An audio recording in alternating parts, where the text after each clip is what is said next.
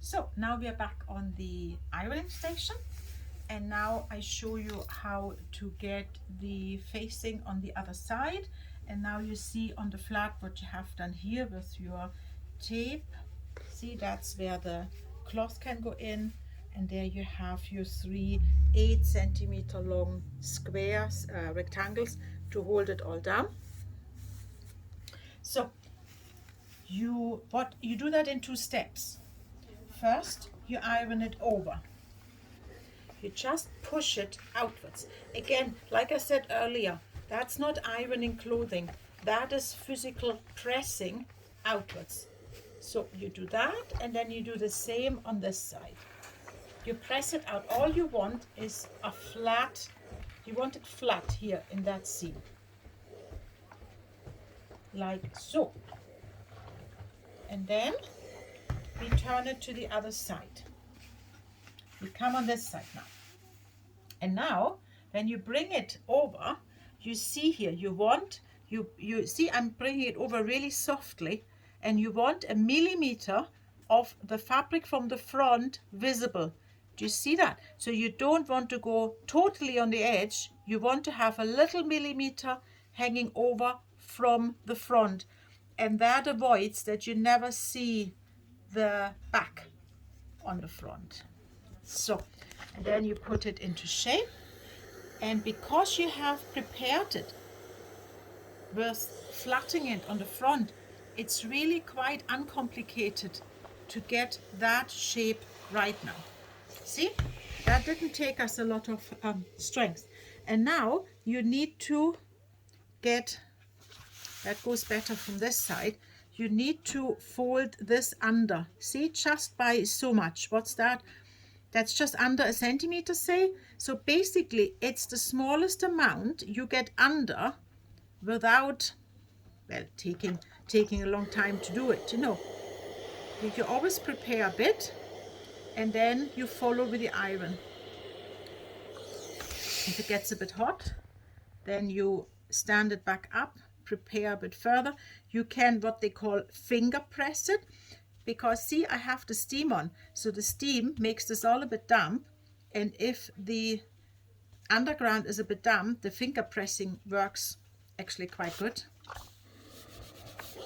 So here we have you reshape the curve a bit, you know, that it looks a bit nice, a bit like that, and then you do the rest like so.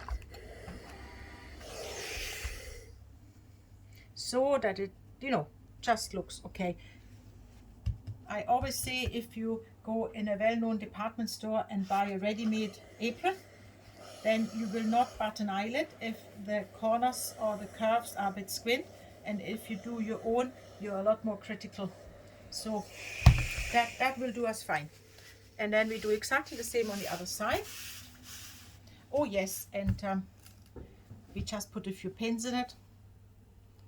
Make sure the beginning of it is definitely on the apron. Even if you have to pull it a little bit down to get it there, the last thing you need is that peeking over above the apron.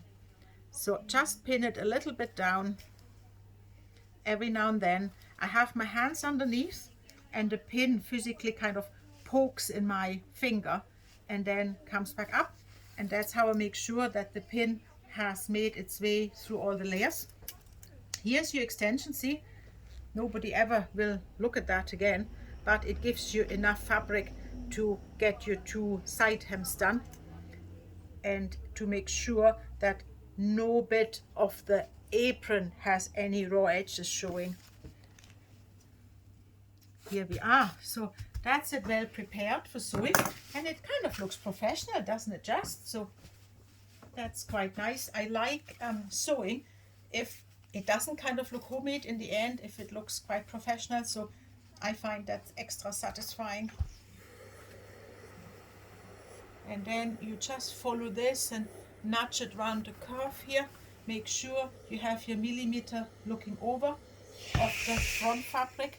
See, and then the facing starting 1 millimeter below. That is really a professional look. That's what you always would want. And then we turn it a bit to get this one under, like so. It's a bit hot here.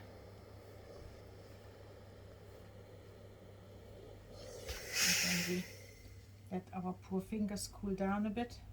Finger press ahead. And then we do the rest. Here, all done. And again, put a few pins in. So you see, I always have these glass-headed pins. I just don't want to entertain any other. If I had one plastic pin in there, I can assure you that's exactly the pin I put the iron on, because I'm not paying attention. And then it would just all melt. So see here, it wants to be above the edge here. So you physically force it a few millimeters down, that we don't risk having that peaking. And then we spread the overedge, and by the time we're down here, we are flat again. So we just need to force it a little bit down. So this is all ready. So that's the last thing we need to sew on that apron. Also, we need to prepare our apron tape. So what happens here?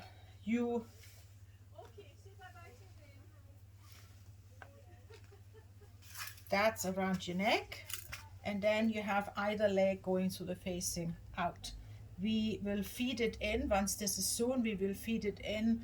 These ones are quite good, that these they're like more for sewing, knitting up, but they have that big loop which is transparent, so you don't quite see it. And these big loops are great because you can put anything you want in them. And then just like you come from here, you feed it up, then it comes over here, and then you feed it back down. So we won't show you that after. We show you how to stitch that down and how to stitch the ends of the webbing, but then it makes kind of sense what you do, that you feed it up and down. The end of the apron tape you want to fold over an inch, and then you fold it over another inch, 2.5 centimeters, an inch. And you will see it. I show it to you on the sewing machine. You will stitch a rectangle, and then we put the cross, and again that professionally finishes the edge. We could of course just put one line there, but I think if you're making things yourself, you should always strive for the nicest finish of something to make it look extra special. Right, so let's go to the sewing machine one last time.